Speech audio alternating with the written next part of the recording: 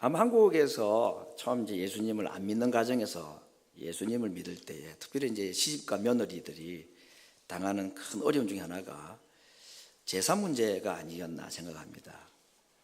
그래서 제사에 참여하지도 말라고 교회에서는 가르쳤고, 제사 음식을 만드는데도 도와주지 말라고도 가르친 것 같아요. 다른 분은 모르겠는데 제가 자랐던 그 교회 배경은 그랬습니다. 물론 뭐 제사 음식을 제사 끝나고 난 뒤에 먹는 것도 다 금지를 시켰습니다.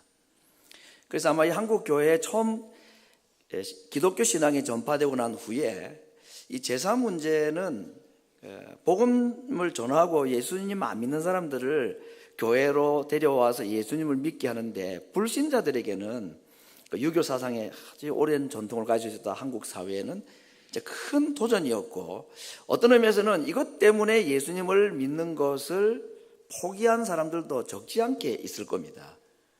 그래서 오늘 이 제사 문제는 한국 교회 성도들에게, 특별히 한국 불신자들 사회에 지금까지도 좀 걸림이 되고, 이것이 어떻게 신앙생활에 처신을 해야 옳은 것인가 하는 그런 고민을 가지고 있는 주제 중에 하나입니다. 꼭 그와 같다고 볼 수는 없지만, 오늘 본문 8장 고린도전서에서도 고린도 교회도 이와 비슷한 이야기가 문제가 되어서 그것을 지금 바울이 소개하고 나름대로 자기의 신앙을 가지고 이렇게 하기를 바라는 그런 내용의 이야기를 우리가 한 장을 읽었습니다. 우리가 지금 지난주에도 말씀드렸고 지난주 저녁에도 말씀을 드렸습니다만, 지금 고린도라는 이 한 지역의 교회를 생각하면서 이 고린도 교회가 가지고 있었던 큰 문제들, 이건 정말 해결하지 않으면 안 되는 중대한 문제들이 몇 가지 있었는데, 그 첫 번째는 교인들이 너무 열심히 지나쳐서 시기와 분쟁으로 인한 분열이 일어났던 것이 첫 번째 큰 문제 중에 하나였고, 또 한 가지는 세상 예수님 안 믿는 사람들도 좀 조심스러워하고 꺼려하고 이걸 자랑스럽게 말할 수 없는 음행의 문제가 교회 안에 버젓이 일어나는 것, 그런 것이 또 한 가지 문제였습니다. 또 한 가지는 믿는 자들끼리 세상 법정에 고소하고 소송을 하느냐 말아야 되느냐, 이런 문제도 교회 문제 중에 하나였고, 또 나중에 나오는 이야기입니다만은 이 방언이나 또는 병 고치는 거나 예언이나 큰 은사 문제들도 성령의 충만한 은혜를 받고 그 은사가 막 너무 강하게 일어났는데, 이것 때문에 오히려 교회가 이렇게 나누어지고 분열되는 그런 문제들도 있었습니다. 방금 이런 질문에 대한 답은 명백합니다. 하지 마라, 하라. 옳다, 그러다. 이건 흑백 논리로 딱 정해질 수 있는 거죠. 분열, 안 좋은 거니까 하지 말아야 되는 거죠. 교회 안에 세상 사람들도 조심스러워하는 그 음행의 문제, 이거 해야 됩니까? 말아야 됩니까? 질문할 필요가 없습니다. 그건 하지 말라는 게 명백하게 성경에 나와 있으니까. 그런데 7장하고 8장에 오면 그렇게 심각한 문제가 아닌 또 다른 주제가 있습니다. 7장은 결혼 문제입니다. 결혼해야 됩니까? 말아야 됩니까? 이거 우리한테는 별로 중요한 질문이 아닌 것처럼 보이는데, 바울은 이 결혼 문제를 유독 좀 강하게 얘기합니다. 한 번만 말한 게 아니라 두 번 정도 이 결혼 문제를 이야기합니다. 그가 말한 건 뭐냐면, 결혼해도 되고 안 해도 된다. 결혼하는 것이 성경적으로 잘못된 것도 아니고, 결혼을 안 한다고 해가지고 그것이 죄를 짓는 것도 아니기 때문에 이래도 된다고 저래도 된다. 근데 자기는 독신으로 살았죠. 그래서 할 수 있으면 결혼 안 하면 더 좋고, 결혼하는 것도 잘못이 아니다, 그런 얘기를 합니다. 또 한 가지 주제가 오늘 8장인데 바로 우상 제물입니다. 오늘 아침에 제가 이제 한국 사회에 이 제사 음식, 제사 문제가 큰 도전 중에 하나였다고 말씀드렸는데, 고린도 지역에도 이 우상에게 바쳐진 음식, 이 제물을 먹어야 되느냐 먹지 말아야 되느냐 하는 것이 보이지 않게 분쟁이나 음행이나 소송이나 이런 눈에 보이는 뚜렷한 답이 있는 그런 문제와는 좀 다르지만, 이것 때문에 교회가 조금 어려움을 당하고 힘들어하는 것이 사실이었습니다. 그래서 바울이 결혼 문제나 우상 제물에 대해서 모른 척하고 슬쩍 넘어가지 않고 그걸 건드리고 있는 겁니다. 그래서 고린도전서에 나타나 있는 고린도 교회의 많은 문제들에 대한 해결책을 나름대로 바울이 제시를 많이 하고, 또 그것은 오늘 우리 성도들에게도 좋은 신앙의 지침이 되긴 합니다만은, 결혼 문제나 우상 제물을 먹어야 되느냐 먹지 않아야 되는가, 이 질문에 대해서는 별로 중요하지 않음에도 불구하고 제법 자세하고 길게 바울이 언급을 하고 있습니다. 감사하게도 저는 오히려 음행의 문제, 소송 문제 또는 분열의 문제, 이런 것보다도 별로 중요하지 않은, 다시 말하면 이래도 되고 저래도 되는 것, 이렇게 해도 죄가 아니고 저렇게 해도 죄가 아닌 것, 이런 주제를 바울이 건드려 준 게 천만다행이고 참 고맙다 하는 생각을 하게 됩니다. 왜냐하면 이건 답이 따로 없기 때문에 이래도 되고 저래도 되는 거지만, 성경적으로 어떻게 신앙생활을 하는 것이 바른 신앙의 원칙인가 하는 것을 가르쳐 주는데, 이 별로 중요해 보이지 않는 이 두 가지 주제가 한 가지 우리에게 중요한 원리를 가르쳐 주니까, 저 개인적으로는 다른 성경도 그랬지만 고린도전서 7장이나 8장에 또 10장과도 마찬가지입니다만, 이 우상 제물에 관한 이야기를 언급해 준 것이 정말 감사할 따름입니다. 소위 말하는 중립지대입니다. 이래도 되고 저래도 되고, 이것도 하나님의 뜻이고 저것도 하나님의 뜻이고, 이런 것들입니다. 근데 이제 이 주제에 대해서는 고대 이제 기독교 사상가들이 아주 깊이 있게 많이 사실 다루었던 주제입니다. 이제 그 헬라어로는 아디아포라라는 영역으로 말합니다. 우리 도로도 그런 차선이, 우리 교회 앞에도 지금 보면 중간에 한국말로는 가변 차선이라는 게 있잖아요. 가운데 들어와 가지고 왼쪽으로 갈 수도 있고 오른쪽으로도 갈 수 있고 하는 그 가운데 중간 지대가 있습니다.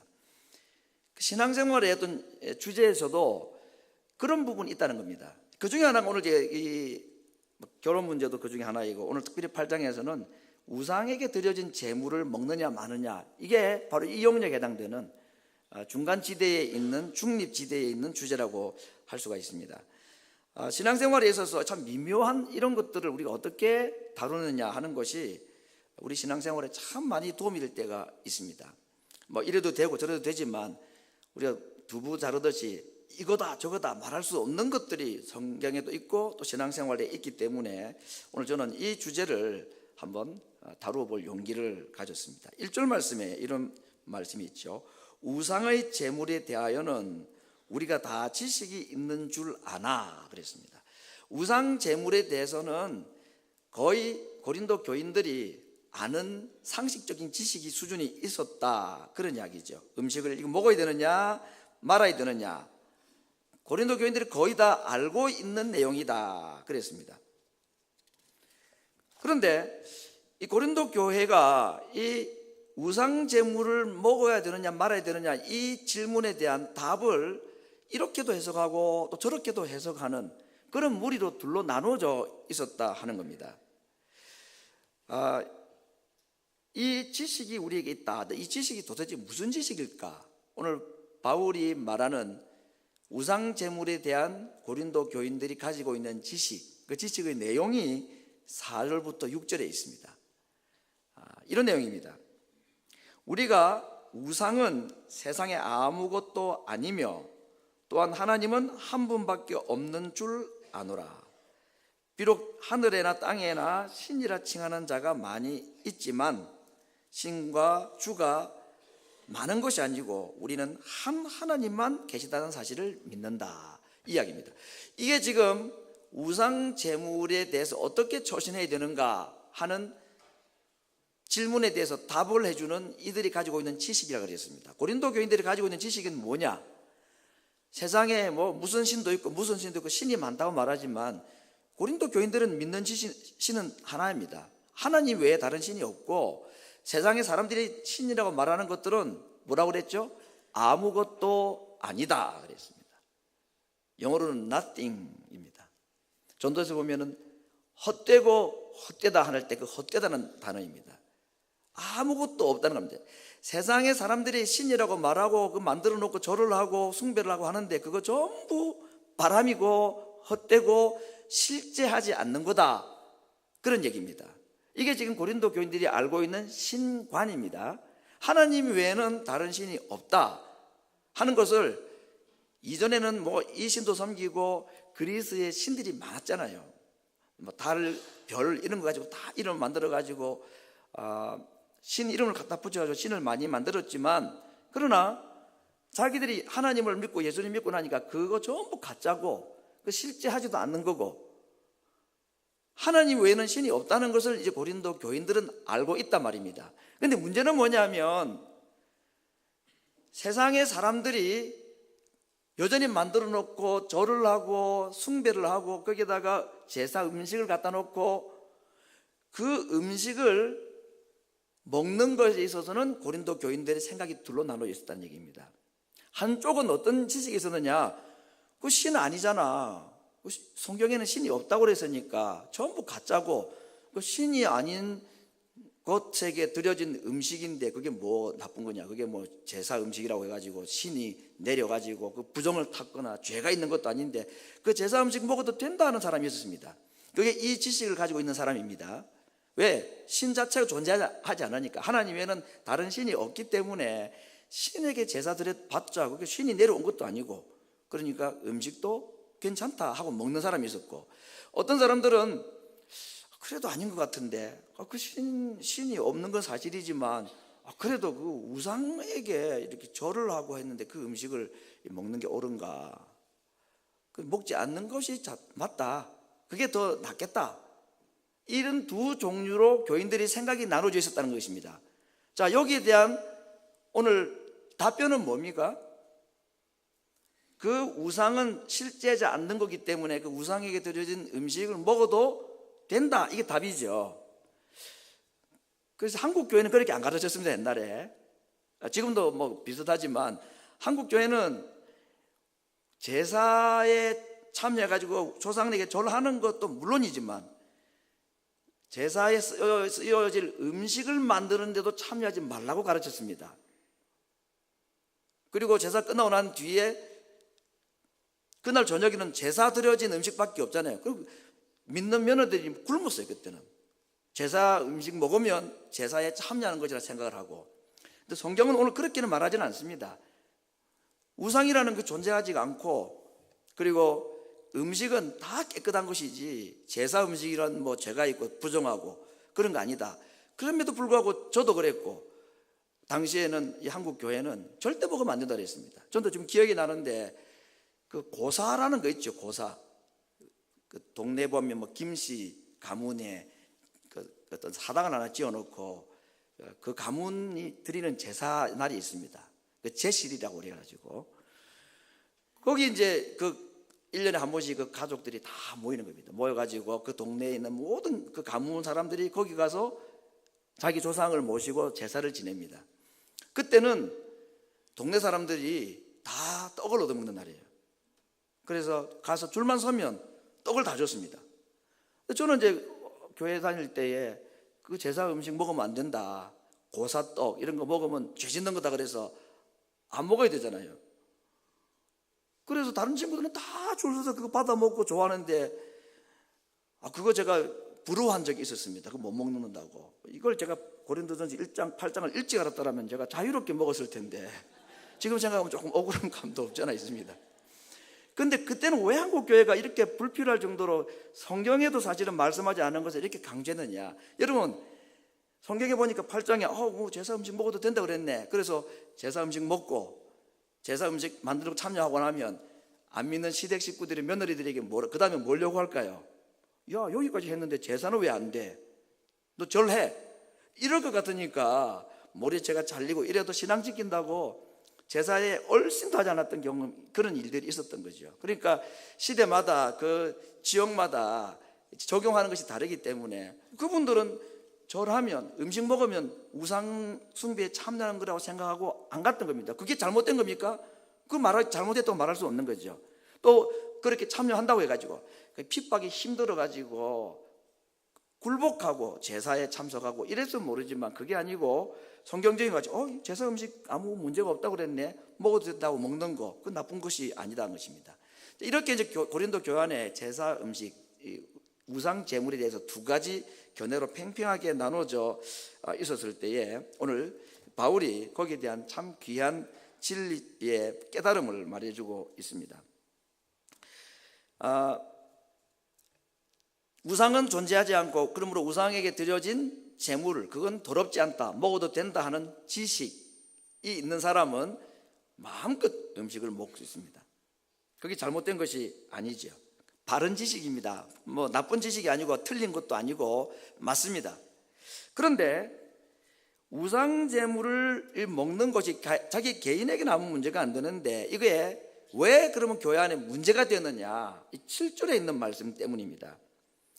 그러지 않은 사람, 생각을 다르게 하는 사람들이 있었는데 그들이 말하기를 그 제사 음식을 막 먹는 모습을 보면서 이 지식을 가지지 못한 사람이 있다는 얘기입니다. 우상은 존재하지 않고 우상에게 드려지는 음식은 깨끗한 것이기 때문에 먹어도 된다는 이 지식이 없이 자기 생각에 또는 자기 양심에 그래도 하나님을 믿는 사람이 그렇게 우상 제물을 먹으면 되겠나, 그건 우상에게 절하는 행위나 다를 바 없다, 그렇게 생각을 하고 있는 사람들, 그들은 이 지식을 가지고 제사 음식을 먹는 사람을 볼 때에 그 양심이 약하여지고 더러워진다 그랬습니다.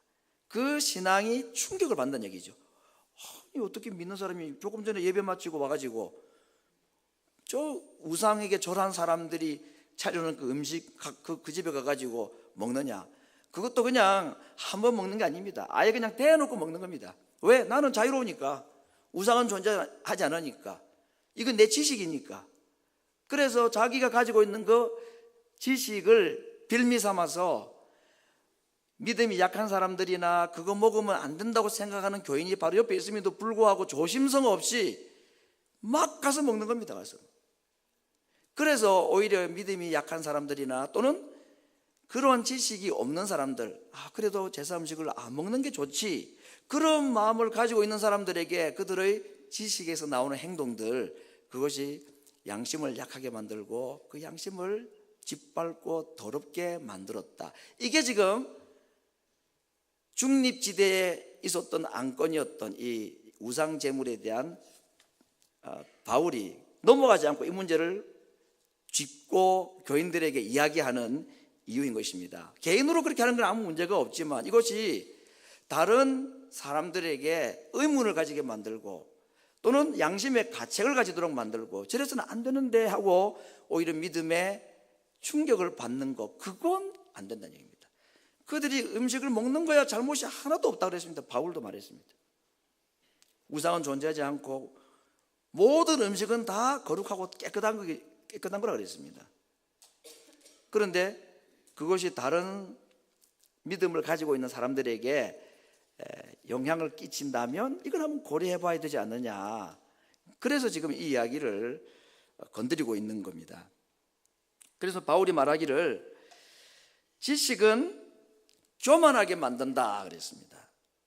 우상은 존재하지 않아. 하나님 외에 다른 신은 없어. 이 지식이죠. 바른 지식입니다. 근데 그 지식에 사랑이 가미되지 않으면 그 지식은 본인은 오만하고 교만하게 만들고 그런 지식이 없는 사람은 경멸하게 됩니다. 이게 지식의 폐해죠. 내가 알고 있는 이 지식이 남들에게 경멸을 보내고 나를 오만하게 만든다면 그 지식은 좋은 지식이 아니다는 얘기입니다. 바른 지식이라 할지라도 좋은 지식은 아니다. 그렇기 때문에 지식에는 반드시 뭐가 함께 첨가가 되어야 되느냐? 사랑이 첨가가 되어야 된다. 지식은 교만하게 만들고 사랑은 덕을 세우기 때문이라 그랬습니다. 그래서 오늘 이 주제에 관련해서 바울이 자기 신앙의 양심을 가지고 내리는 결론적 이야기가 9절 이하에 있습니다. 그런즉 너희 자유함이 어떤 자유입니까? 제사 음식, 우상 제물을 먹어도 된다는 그 지식에서 나온 자유지요. 그 자유함이 약한 자들에게 걸려 넘어지도록 만드는 장애물이 된다면 그거 조심해야 된다. 우리의 자유나 우리의 지식이, 나의 신앙의 자유로움이 같은 교회 안에 있는 다른 성도들에게 내가 자유롭게 하는 이 행동이 혹시라도 걸림이 될까 조심을 해야 된다. 그렇게 지금 말하고 있습니다. 11절과 12절 말씀도 같은 내용입니다. 만약에 너가 그런 지식이 있어가지고 자유롭게 우상 제물을 먹었다 치자. 근데 그 지식이 약한 자들을 멸망하게 할 수 있다는 얘기입니다. 망하게 할 수 있다. 근데 그 사람이 어떤 사람이냐?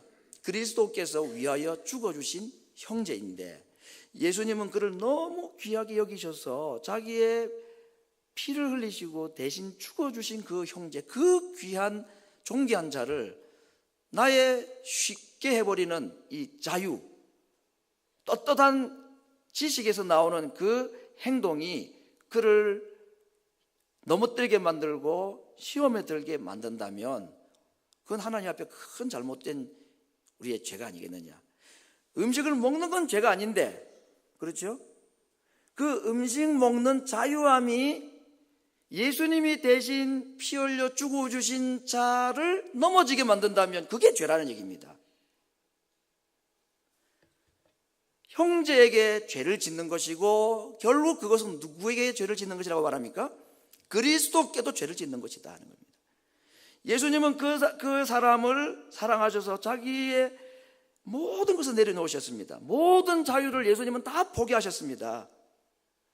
그리고 그를 죄에서 건져주시고 구원하신 자인데, 나의 지식이나 나의 떳떳함의 자유함이 그렇게 예수님이 사랑해서 피 흘려 구원하신 자를 시험 들게 만들고 넘어지게 만든다면 그 사람에게도 죄를 짓는 것이고 그를 위하여 피를 흘려 죽으신 그 예수님께도 죄를 짓는 것이다. 바울의 논리는 그것입니다. 지식이 있어서 우상 제물을 먹었을 뿐인데 무엇이 없이 행하는 바람에 이것이 죄가 되어버렸습니까? 사랑이 없이 행한 것 때문에 죄가 되어버렸다. 그래서 바울은 이 문제에 있어서 단호한 결단을 내립니다. 바로 13절 말씀. 그러므로 말은 뭐죠? 지식, 그거 맞는 지식인데, 그래서 먹어도 되는데 다른 신앙을 가지고 있는 사람에게 나의 이 자유나 나의 지식이 걸려 넘어지게 만드는 걸림돌이 된다면, 그래서 내가 그 사람에게도 심지어는 예수님에게도 죄를 짓는 것이라면, 그러므로 나는 만일 식물이 내 형제로 하여금 실족하게 한다면 영원히 고기를 먹지 않겠다 그랬습니다. 바울이 그 뒤에 고기를 한 점도 안 먹었는지는 알 수는 없습니다. 오늘 이 이야기는 이제부터 나는 채식주의자가 되겠다 뭐 그런 선언을 하는 게 아닙니다. 자기는 떳떳하지만 그 자유함이 죄도 아니고, 그럼에도 불구하고 이것이 남을 배려하는, 그리스도께서 자기의 목숨을 버리시면서까지 관심 가지고 그를 구원하시고 그를 세워주시기 위해서 피 흘려 죽어주신 그 자에 대해서 무심하게 행한 행동이 오히려 그를 걸려 넘어지도록 만드는 이 죄를 나는 범치 않겠다는 겁니다. 영원히 고기를 먹지 않겠다, 그렇게 말하였습니다. 여러분, 지식은 좋은 것이지요. 하나님이 주시는 선물이고 또 하나님이 주시는 은혜이기도 합니다. 그러나 그 지식이 사랑이 가미가 되지 않으면 오만과 경멸로 나타납니다. 그래서 바울이 2절에서 뭐라고 말하느냐, 만일 누구든지 무엇을 아는 줄로 생각하면 아직 마땅히 알 것을 알지 못하는 것을 알아라 그랬습니다. 정말 워드플레이죠. 만일 내가 뭔가 알고 있다고 생각하면 정말로 알아야 될 것은 모르고 있다는 사실을 알아라. 그 참지식은 내가 뭔가 모르고 있다는 걸 아는 게 진짜 지식이다 그런 얘기죠. 안다고 생각하는 건 가짜 지식이다.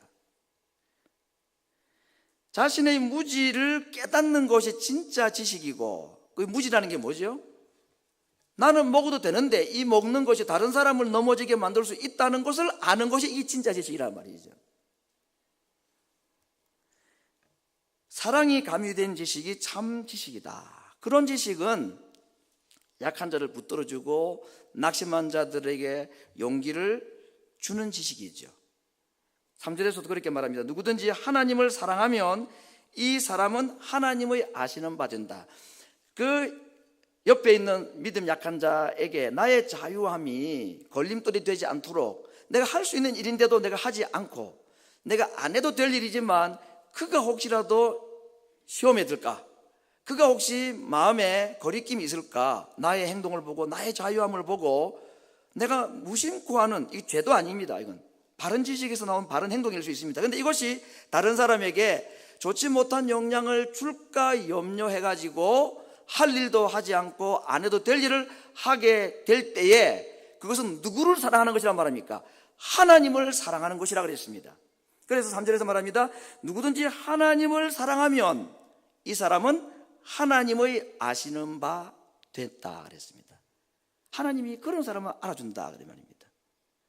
지식이 있어서 떳떳하게 행하는 자를 하나님이 알아주는 게 아니고 그 지식이 있어 떳떳하게 행할 수 있지만 그것이 남들에게 좋지 못한 영향을 준다는 것을 알고 그래서 내가 고기를 안 먹는 것, 그 사람이 보는 앞에서는 내가 그걸 조심해 주는 것, 그게 하나님을 사랑하는 것이고 그런 사람을 하나님은 아신다, 알아주신다 그렇게 말하고 있습니다. 아는 것이 힘이라 하는 말이 있습니다. 근데 오늘 고린도 교회에 우상은 없고 우상은 재물은 먹어도 된다는 이 지식을 가지는 사람, 그들에게는 아는 것이 힘이 아니고 아는 것이 죄였습니다. 아는 것 자체가 죄가 아니라 그 아는 것이 다른 사람을 걸려 넘어지게, 본의 아니게, 고의는 아니지요. 바울의 논리는 이것입니다. 이것이 음행이나 소송 문제나 교회를 분열시키는 이 분파만큼이나 교회를 해롭게 했던 것이라고 바울은 말하고 있습니다. 이래도 되고 저래도 되는 것, 아무도 거기에 대해 시비를 걸 수 없는 제사 드려진 우상 제물을 먹는 것을 가지고 바울은 굉장히 심각하게 다루고 있고 그것을 신앙의 아주 중요한 원리 중에 하나로 우리에게 남겨주고 있는 것입니다. 이래도 되고 저래도 되는 건 나는 이렇게 생각을 하고 이렇게 해도 된다고 생각하는데 옆에 있는 사람은 그렇게 생각하지 않고 다르게 생각하는 경우, 그런 일들이 있죠. 그때는 어떻게 해야 합니까? 오늘 제목입니다. 이때는 어떻게 하는 것이 옳은가? 오늘 바울은 고기를 먹을 지식 있는 사람들에게 말합니다. 모르는 사람들을 설득하고 계몽하고 잘 깨우쳐가지고 함께 먹어라, 그렇게 말하고 있습니까? 뭐라고 말하고 있죠? 저 사람들 몰라서 그러니까 가르쳐주고 깨우쳐가지고 혼자 먹지 말고 같이 먹어라 그럽니까? 바울은 말하면 나는 아예 안 먹겠다 그랬습니다. 만약에 그럴 것 같으면, 혹시라도 남에게 이렇게 오해가 된다면 나는 영원히 고기를 먹지 않겠다. 왜? 그들의 양심이 다치고 그들의 신앙에 유익하지 않을까 봐. 내가 먹는 것은 죄가 아니지만 나의 자유함이 그들에게 좋지 못한 영향을 끼친다면 이건 옳고 그름의 문제가 아니고 약한 자를 배려하는 것이 답이다. 이래도 되고 저래도 되는 문제를 만났을 때 우리는 어떻게 해야 되는 것인가? 약한 자를 배려하는, 그 약한 자는 어떤 자입니까? 예수님이 그를 사랑해서 십자가에 못 박혀 죽어주신 자, 예수님이 그토록 존귀하게 대하시는 그분을 나도 존귀하게 여기고 그를 배려하며 나의 자유를 제한하는 것이 바른 행동이다, 답이다, 그렇게 말하고 있습니다. 시기와 분쟁으로 인한 분열 또는 음행, 소송만이 고린도 교회의 문제가 아니었습니다. 잘못도 아니고 죄도 아니지만 약한 자를 배려하지 못하는, 자기 나름대로는 떳떳하다고 생각하지만 그 행동이 오히려 교회의 하나됨을 해치는 원인이었다고 바울은 말하고 있습니다. 이제 우리에게 한번 적용을 해봤으면 좋겠습니다. 정말 옳고 그름이 명확한 잘못은 말할 필요가 없는 거죠. 그러나 그게 그러지 않은 경우에는 신앙생활에서 이런 중간지대의 문제, 나는 떳떳한데 이게 혹시라도 다른 사람에게 좋지 못한 신앙의 악영향을 끼칠 수 있는가 하는 그런 문제를 만났을 때에 어떻게 할 것인가에 대한 답을 오늘 우리에게 주신 것이라고 생각이 됩니다. 저는 이 구체적으로 예를 들라 그러니까 혹시 거기에 해당되는 분이 계실까 봐 제가 굉장히 조심스럽습니다. 그래서 제 경우를 하나 이제 예를 들고자 합니다. 요즘은 다 인터넷이 너무 발달이 돼 가지고 옛날 초등학교 동창들도 만나고 또 옛날 교회 친구들도 이렇게 만나고 그렇게 합니다. 정말 비밀이 없는 시대가 되어버렸죠. 누군가가 나를 보고 있고 나도 모르게 남들에게 노출되어 있는 시대입니다. 사실은요.